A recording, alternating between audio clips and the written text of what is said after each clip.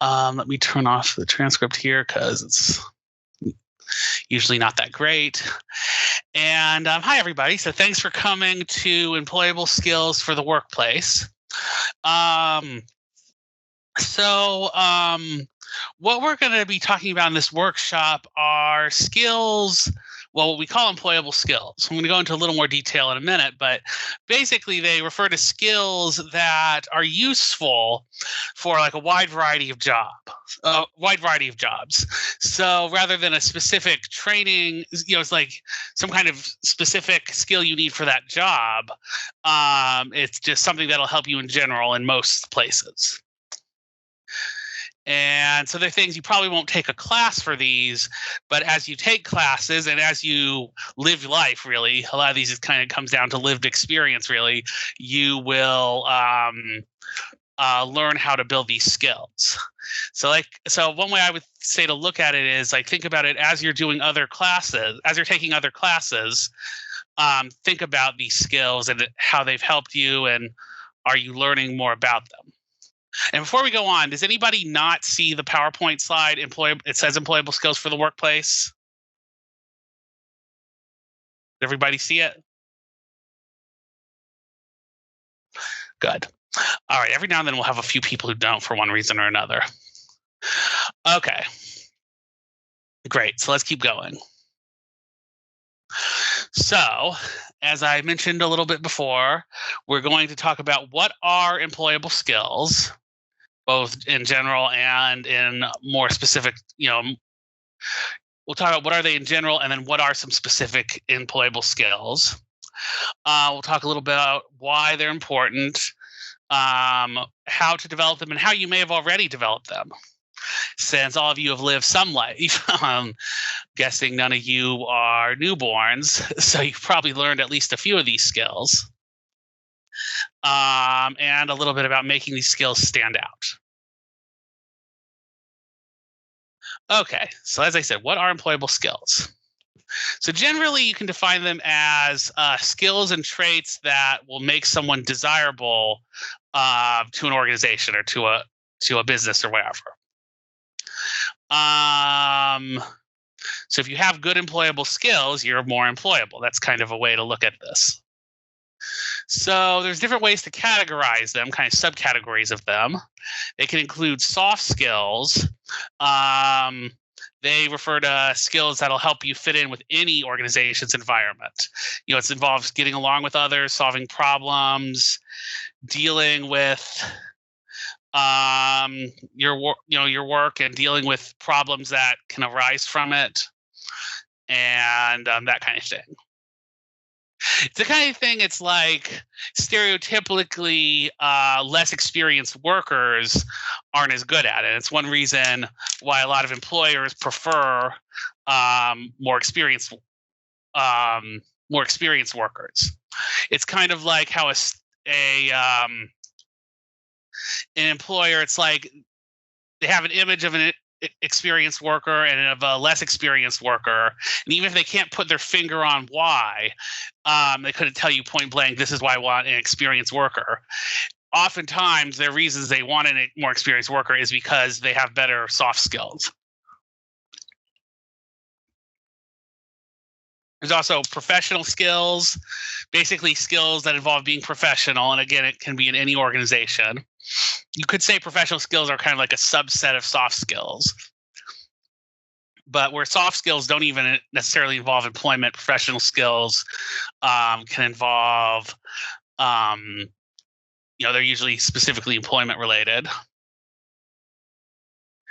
And once you've developed these, like I said, they can work in any job or career, and in many cases, just in other life situations. So this was the main source I used for this. It had it had a lot of information, a lot of lists of these. So I'd recommend checking out this site. There are quite a few others that talk about employable skills, and obviously a lot of specific skills will show up on lots of lists, but then they all have some more. Each list usually has like a few more unique skills that the other sources don't. So I recommend researching these more if you're interested. Okay, so why is it important to have these employable skills? Well, for point blank, say point blank, it will increase your chances of being hired. Like I said, employers tend to like people who are better with these soft skills and professional skills, even if even given basically when it comes down to two people with equal experience in the actual jobs field, they'll almost always pick somebody who shows better employable skills over the one who doesn't. They can increase your chances of getting promoted once you have the job. Again, it'll probably make you work better in the job. It'll also help you when you have to adapt to changing technology and changing workplaces. Obviously, technology has changed a lot, and it's changing a lot, and it's changing faster. It seems every year, and that kind of thing, along with other things, will change what the workplace is like. And so if you have better employable skills, it'll help you adapt to these changes. Related to that, it can also help you adjust to a company's culture. Different companies and different organizations have different cultures. And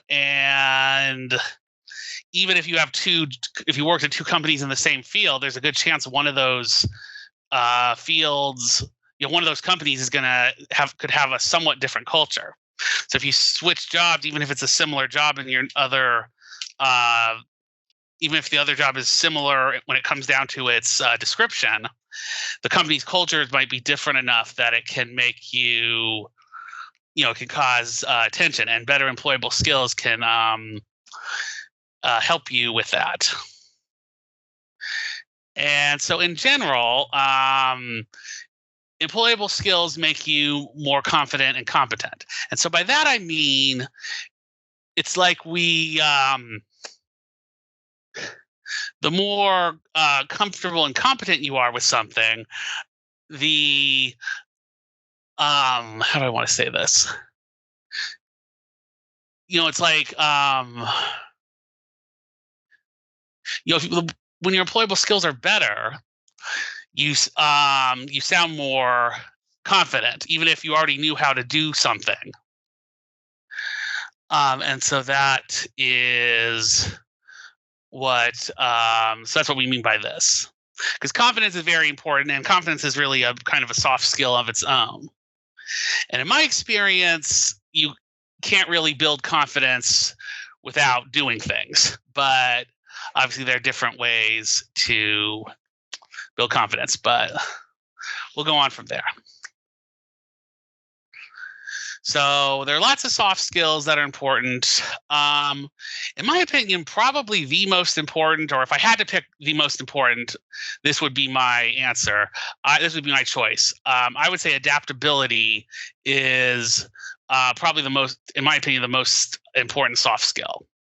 So you could define it as kind of the ability to adjust to new or unexpected events, because sometimes it happens more often in some fields. It'll happen more often than others, but new and unexpected events will happen all the time in any job, and it'll force you to adjust the way you do things. Now, again, since you've already lived some of your lives, you probably had to be adaptable in other situations. So think about it. Think about other times when you've had to adapt to something hard. If you graduate, moving to a new location, losing a loved one, living through a parent's divorce, those all have required adaptability. And so think about, when you've been through those, how did you adjust your way of doing things? Anybody have any examples of other times you might have had to show adaptability? You may have built your adaptability skills.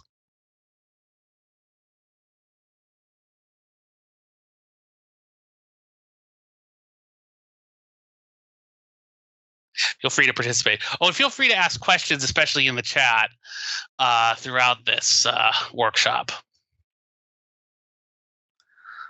Starting college, definitely. It's definitely adjustment.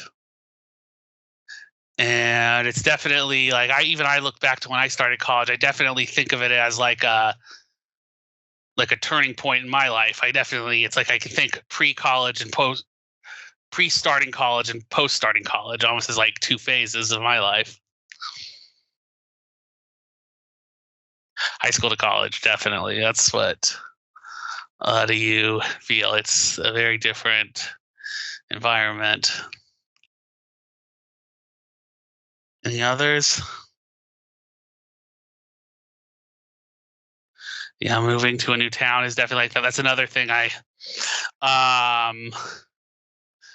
moved here when I was about 7, and that's another big cutoff point in my life. Even though I lived a lot more of my life in this area than where I lived before in Maryland, but it's definitely a cutoff point. I definitely think about before moving here and after moving here.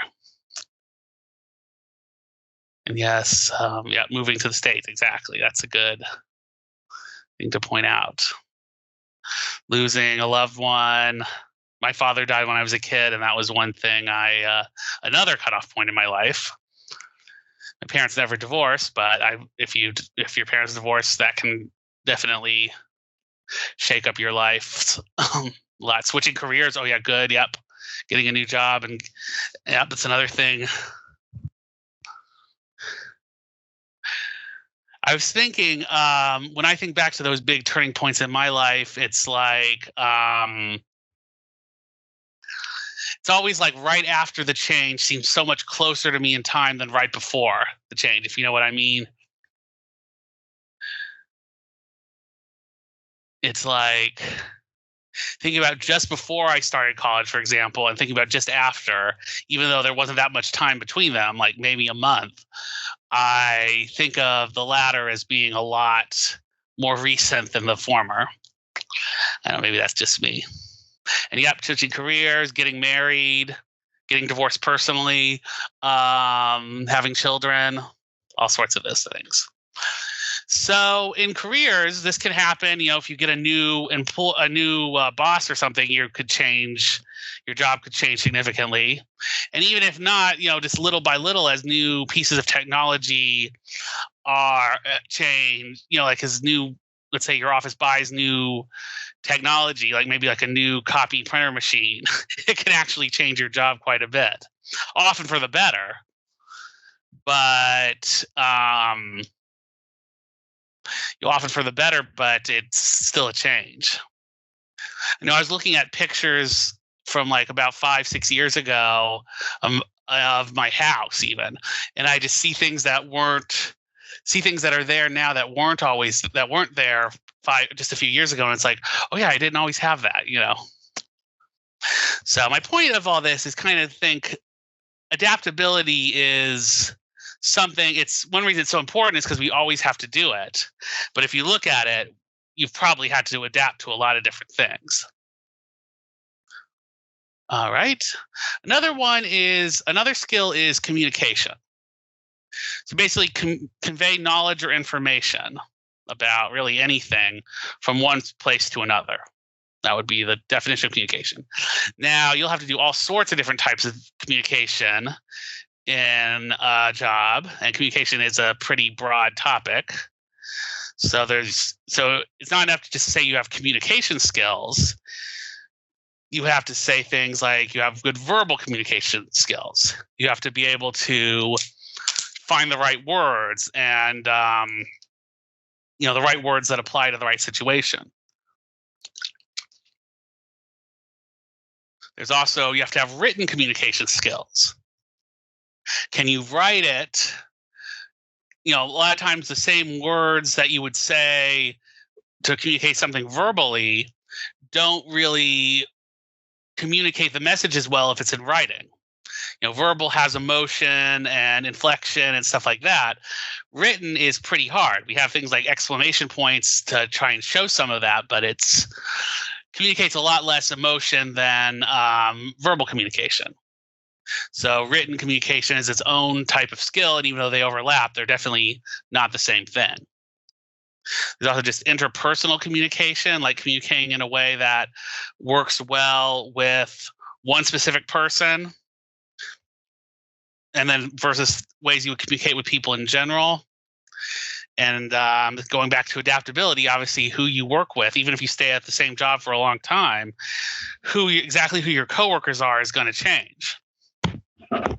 And so that can cause you to develop more, different interpersonal communication skills.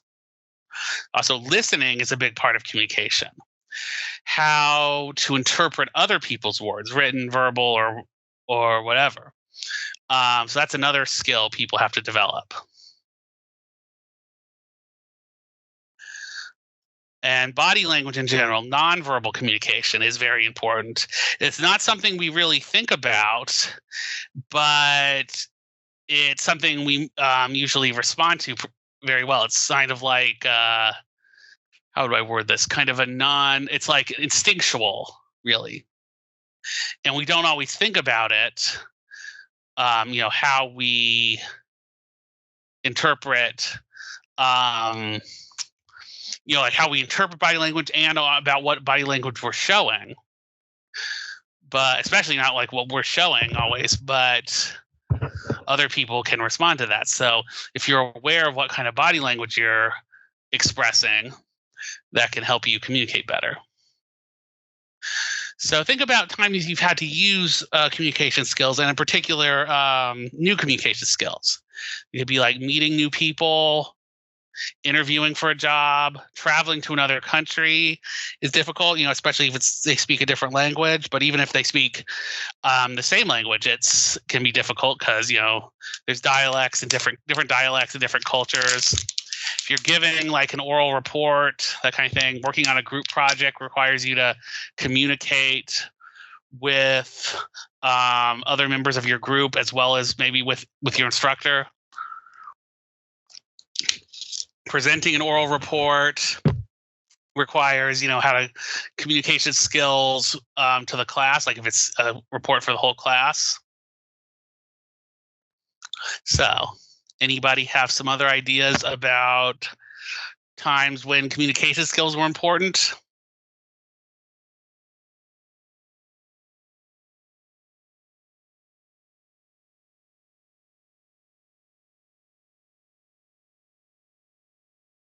Anybody?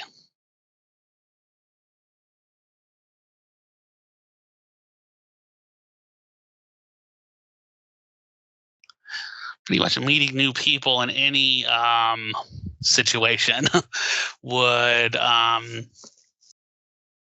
cover that. But any kind of oral presentation, requires you to think about communication skills on all sorts of levels. During conflict. Good point. Thank you, Michelle. Because dealing with conflict is important because it's like, even if you have like two coworkers or two friends or whatever, two family members, if there's a conflict, even if you think one person is completely in the right, the other's completely in the wrong, it's important to be able to understand both sides' perspectives and communicate in a way that can help them deal with the conflict. So yes, that was a good example. Anyone else have any ideas?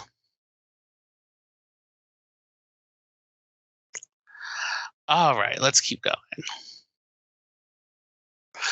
Another important, marketing, everyday family. Yeah, definitely. Yeah, marketing, like how are people going to interpret that?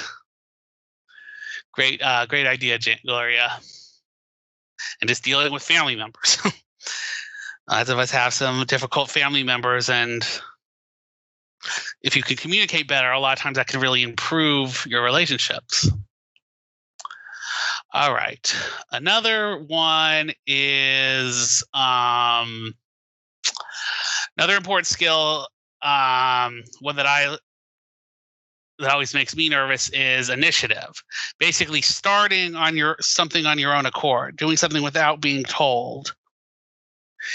And again, this happens a lot at work, and it's often not something they train you for point blank. So think about times when you've had to take initiative. Like maybe if you volunteer to lead like a group or a project, completing an independent study, dealing with a crisis. A lot of times when there's a crisis, somebody has to take charge, and or at least charge enough to coordinate everybody's response. And so that's one. If there's any kind of problem, you kind of have to think on your feet, think of a new thing to do. If you're planning on doing something and suddenly you can't do what you were planning to do, you kind of have to come up with an alternative idea pretty quickly. Some jobs that's more important than others, obviously. All right. Also, fixing something. You're just fixing a device. If you're working with breaks, you don't. You might have to take initiative to fix it if you know what to do. Anyway, or come up with like an alternative you can use. I'll say that initiative was one thing I really had issues with when I first started working, and I still am working on my initiative because I'm always worried if I start something, if I do something without being told, what if I do the wrong thing? Or what if I try to fix something, I end up messing it up more? It's definitely, I kind of instinctively want to leave well enough alone. And there's a time and place for that. You don't want some people to just go off all on their own. But in general, it's a good idea to follow your instructions if you have them. But it's definitely useful to be able to make decisions on your own. And a lot of times, just think, even if something could go wrong, if you can plan ahead for what you could do if that thing goes wrong, it's that can kind of help, assuage those fears. So continuing with our little game and stuff, what are some other times you may have already had to take initiative?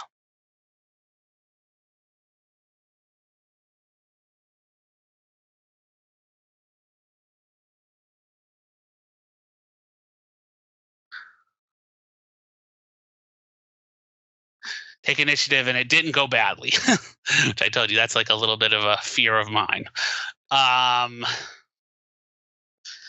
Especially when it comes to fixing things, where you'll mess it up more. But within your friend group, yes, exactly. So if you have some friends who are fighting over something or arguing over something, you can take initiative. Someone has to take initiative to help resolve that.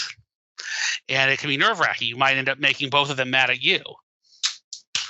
But usually, especially if you're good friends with both of them, the benefits far outweigh the risks.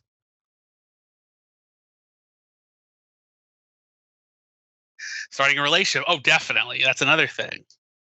You could meet someone and then luckily they both listen. Good. Thank you, Tibet. Yeah, exactly. But yeah, starting a relationship definitely takes some level of initiative. And so that's good. Any others?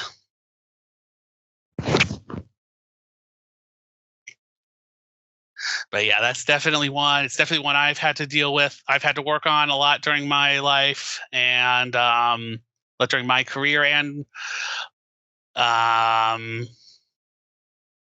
and so can definitely relate to that. But we have to take initiative sometimes. I've noticed also sometimes it's just you get the idea, maybe I can do this, like just you get the urge to want to do something. You have a little bit of free time at work, and it's like, we're always talking about writing a presentation on this. Maybe I can do that today.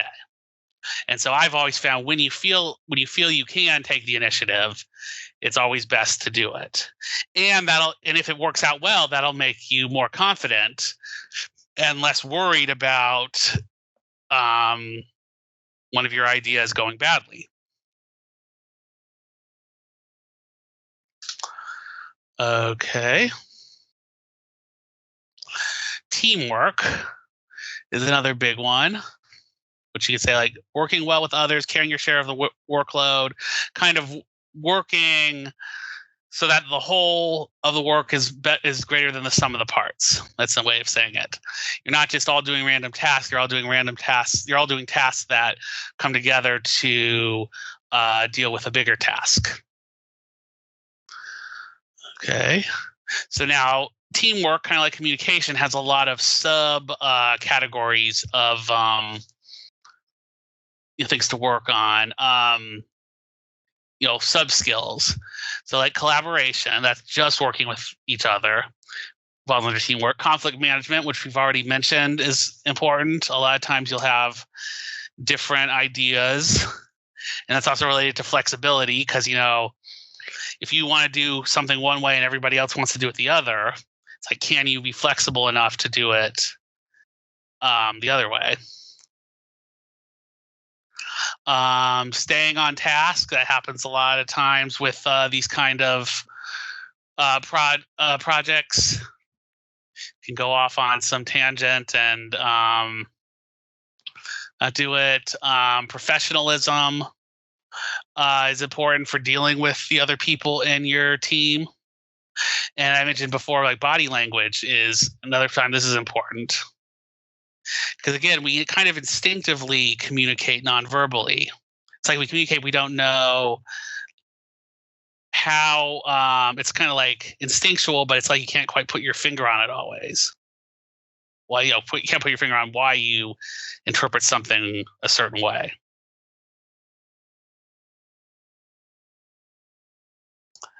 Okay. So think about times when you've had to participate on a team and show some of these teamwork skills.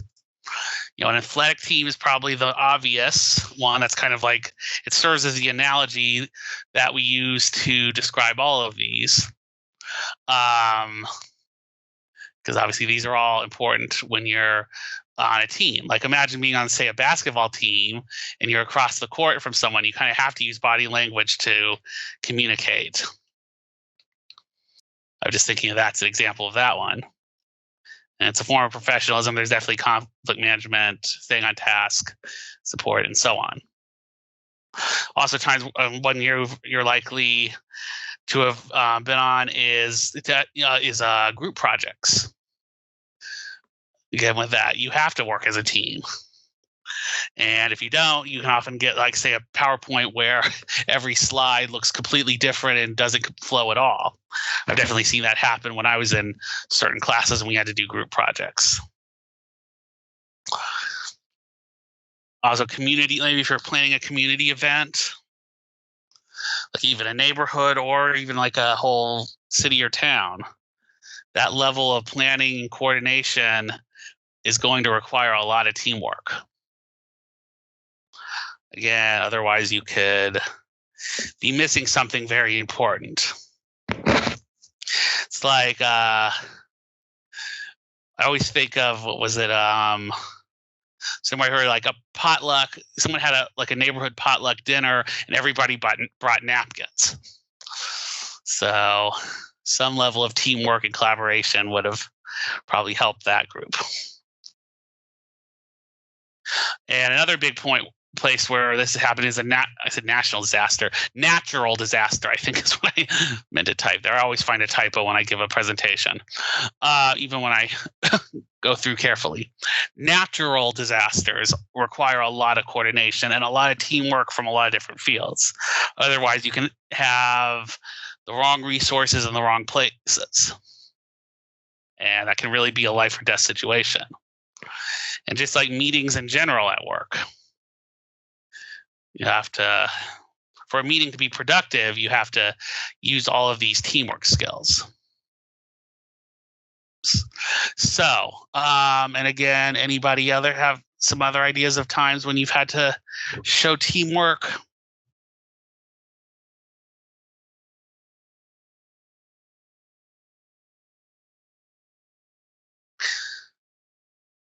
Anything that requires a large amount of coordination between people is going to require all these skills.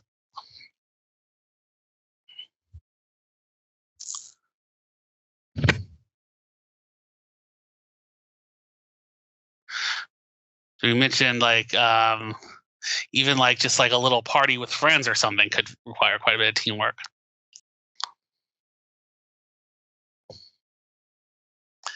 Does anybody else have any ideas?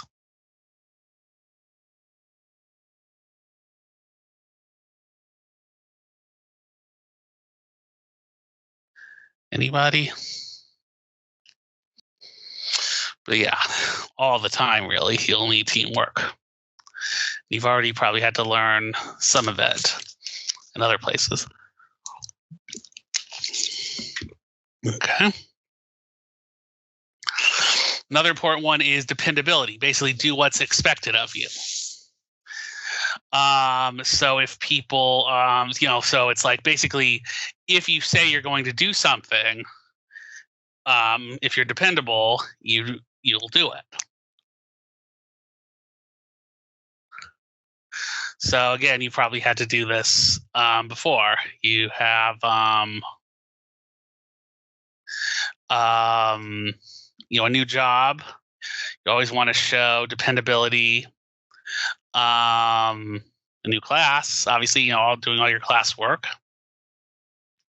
Just doing your chores, and it might be not even being dependable for other people, just dependable for yourself. Keep your household running, even if you live alone.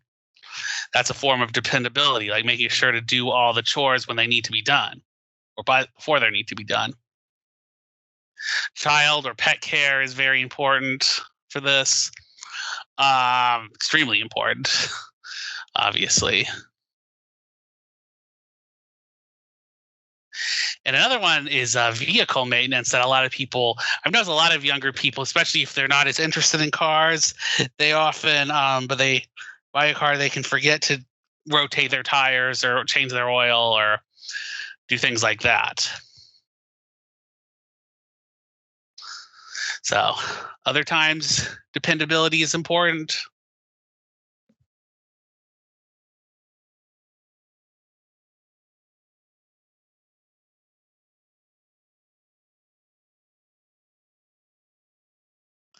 Any other ideas?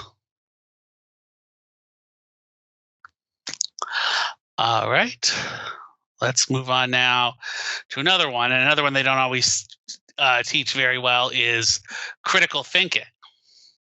Critical thinking can be defined in a lot of different ways, but one relatively concise way to define critical thinking could be to solve a problem by thinking about it differently. And by differently, I mean in a way you've never thought of those things before. So this happens a lot, like say a medical emergency. If you're in a place that suddenly there's a medical emergency, like somebody cuts themselves or they have a blood sugar, their blood sugar crashes, or they have a heart attack or something or stroke right in front of you. Unfortunately, that doesn't happen every day.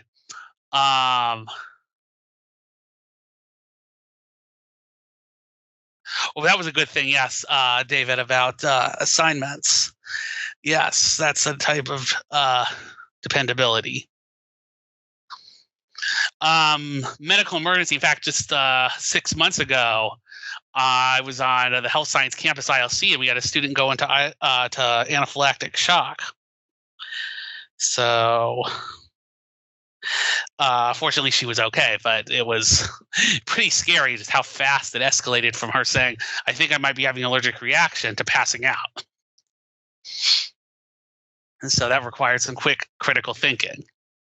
And we had to think of things that we never did before.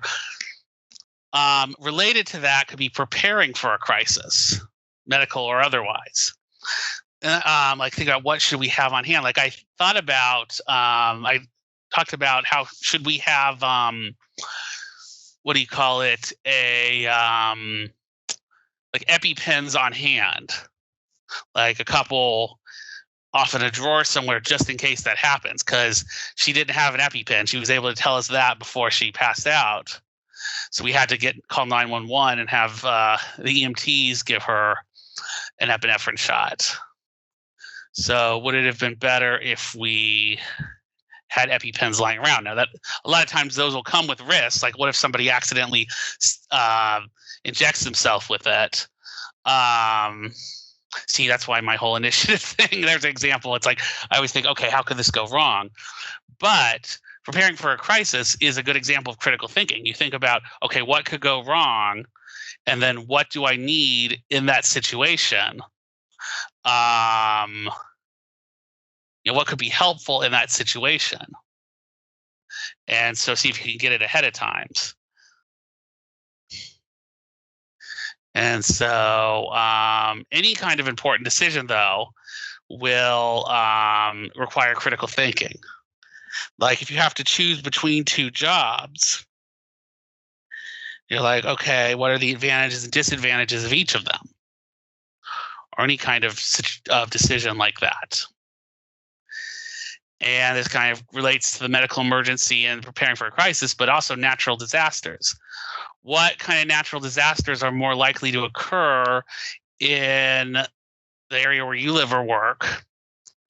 And what kind of equipment or supplies would be useful if one of those natural disasters happens? I spelled it natural this time, so that worked out. Anybody think of some other times when critical thinking is important?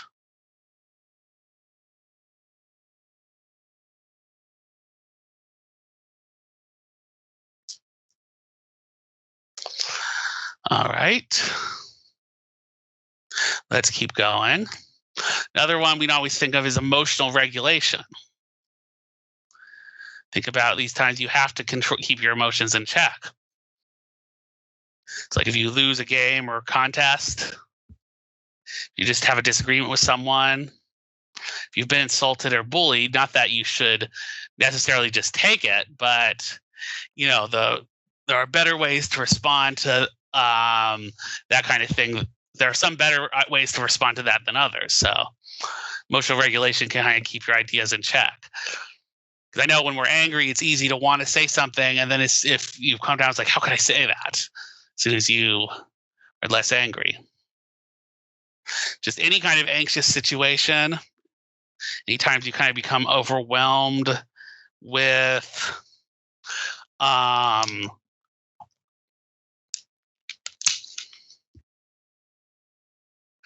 anytime you become kind of overwhelmed with anxiety, it can really mess up. It's like why they say don't panic in an emergency situation. And another one is kind of that you always think of is anticipation. It's like if you think something is going to go some way, you can get kind of excited about it and not think about, doing what will actually make that happen. Or just you plan on something going one way and then you don't come up with contingency plans.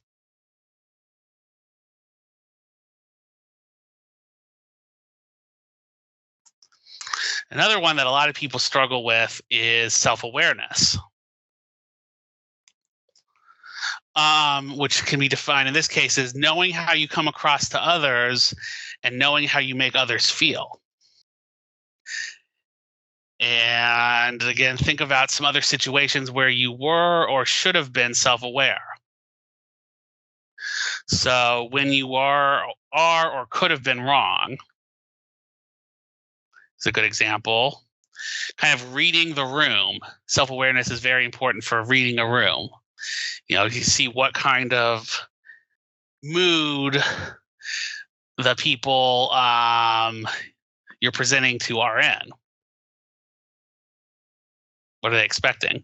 Saying something awkward, Another thing, especially a big part of my childhood, was probably this, saying something awkward and then people being offended and I'm not realizing, and I had no idea why. Um, and now I'm a little paranoid about, was there any way they could have taken that as offensive? But that's another place. Self-awareness is important. Like, realize if somebody might have been offended by something you said, and if so, why. Interacting with different cultures in general is a big part where self-awareness is important. And just being insensitive in general. Another one, and I thought of this when we were going through this a little earlier, was another place I just thought of with self-awareness would be like a new job. This is another thing that makes me very paranoid, but first impressions are pretty important when you're dealing with someone.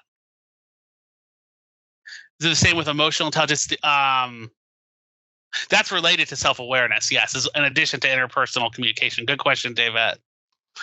But yeah, if you're starting, say, a new job, your first impression is important, and you really don't have that much control over what kind of impression other people will take of you.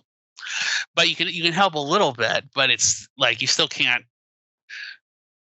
be sure that they'll take it, and so it's easy to get kind of paranoid about that.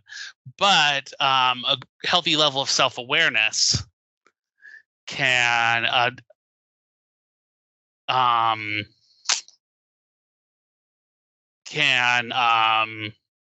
help you deal with that. So that's another point.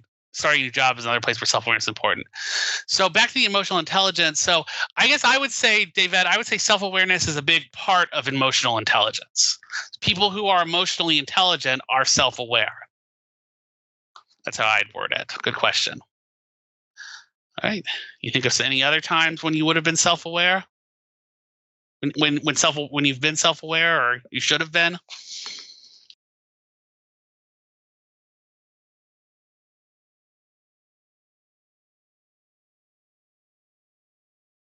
All right. So those are just some of the very important soft skills. So kind of the ones I thought were the most important. But of course, there's quite a few others. Can anybody think of any other skills like this that might be important?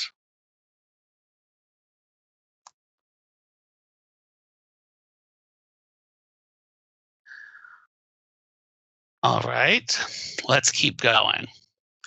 So I mentioned professional skills. Communication, yep, definitely is important. Okay. Let's go on now to talk about professional skills, which kind of gets lumped in with soft skills.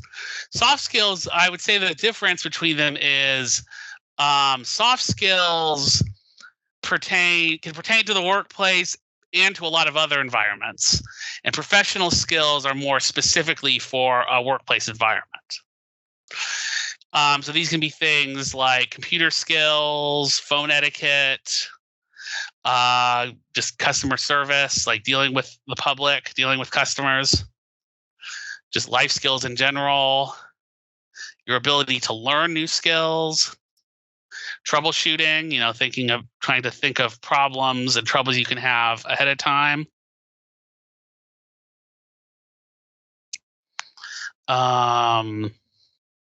Wait, what did I do? Hold on. Research skills, writing skills. Honestly, a lot of these, they could be a whole class. Each of these could probably be a class unto itself. I mean, phone etiquette and customer service you probably put together into a class, but a lot of these you could take a whole class on all of these, or at least a workshop on all of these. But this is a list of those. And in my opinion, I would say professional skills, a lot of times you kind of have to take a little more. It's like you have to want to learn a lot of these. You have to make an effort to learn most of these. Whereas with the soft skills, you kind of learn them you have to learn them by being in a situation. Like professional skills can be taught in a classroom. Soft skills can only be taught through experience. Let me word it that way. Okay. Are there any other professional skills you think are important? Empathy and patience. Yes, good. Good, David. In fact, I considered putting patience on there, so that's a good one. Yeah,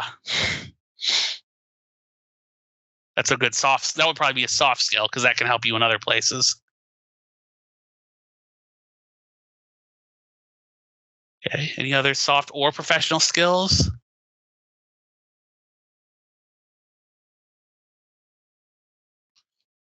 Keep thinking. You can keep thinking. By the way, we're kind of running out of time. Fortunately, we're not too. We're not too. We don't have too much more to do. So, like I said, employable skills are more of something you can have to learn in a classroom a lot of times, or at least somewhat. You have some level has to be learned in a classroom. So, where are some places you can develop these employable skills other than just a class? Well, we have these ILC workshops. Like I told you, all of those professional skills could probably be a workshop unto themselves, if not a whole course. LinkedIn Learning has a lot of little workshops and videos that can teach these things. You can teach it yourself. You'll probably have to make an effort to research and practice, but that's certainly doable for a lot of these. Um,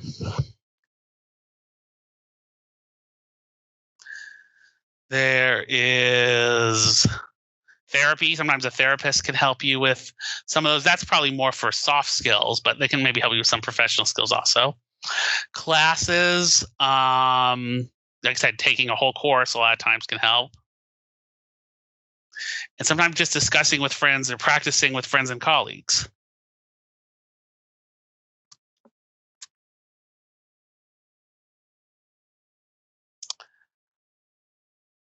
Okay.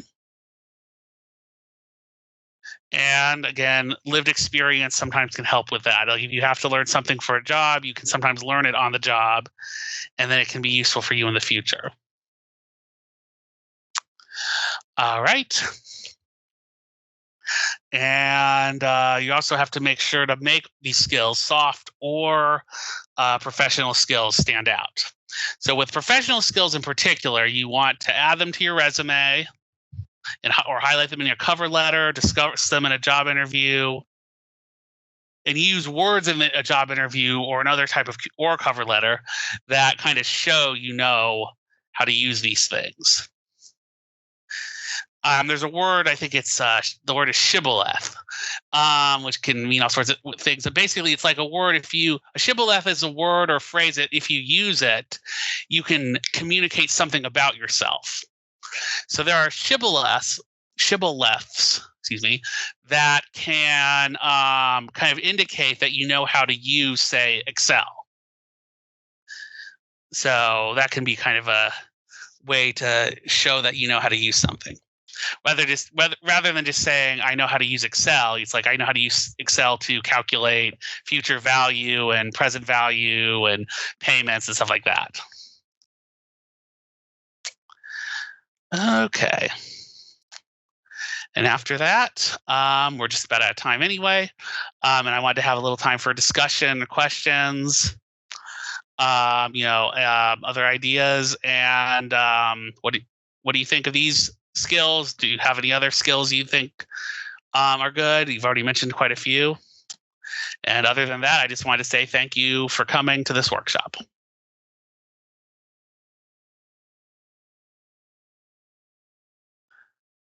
All right. And that's all. So, are there any questions? Oh, yes, there we go. So, Devette said, what do you think is the most important skill to have when getting a job? You mentioned it earlier, but I forgot. So, in my opinion, when it comes to the soft skills, I think adaptability is the most important for the job and for a lot of other places too. Because if you're adaptable, because like I said, like I was trying to say, is crises will happen, or even if not crisis, just unexpected things will happen. And when that happens, you have to be adaptable. You have to say, okay, how do I change my plans to deal with it? So that's my opinion for the most important. Oh, but for getting a job. Well, I would say that's definitely for on the job. That's the most important soft skill.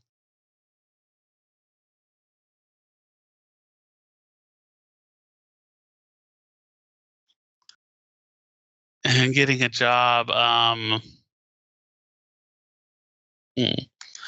From professional skills, that's a good question. A lot of times, what professional skill is most important for getting a job? That's something that really depends on the job in question.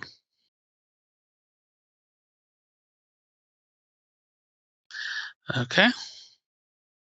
Any other questions? Is college a main place to learn employable skills? Or are there other options like? So yeah, it depends on what the skills are. It depends a lot on what the skills are, and definitely not every place is reliable. LinkedIn Learning, I mentioned that because that's a place online that is pretty reliable most of the time. Yeah,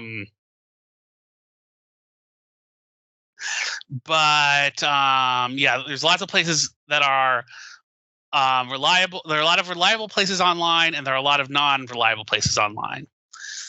So it can kind of help you learn how to interpret, kind of like how. That's actually kind of another professional skill, is learn how to be media literate. That can be social media or mass media. Just learn how to say, is this credible or not? And even if it is credible, it's like, okay, what do I do with this information? That's a good question. All right. And a lot of times, though, it depends on the field. There are definitely a lot of skills you can only learn on the job. And then, of course, we'll have some workshops. Sometimes there are specific courses to deal with it. Anyway, good question. All right. Anything else? Any other questions? Okay, then. Well, I think I just want to say, oh wait, somebody said, oh, you're welcome. Oh yeah, you're welcome, Gloria. Well, thank you for all for coming and for participating. I hope this was helpful for you, and I wish you the best of luck in all your future endeavors. You're welcome. All right. And with that, I will end the meeting, and we'll hope to see you around in the future.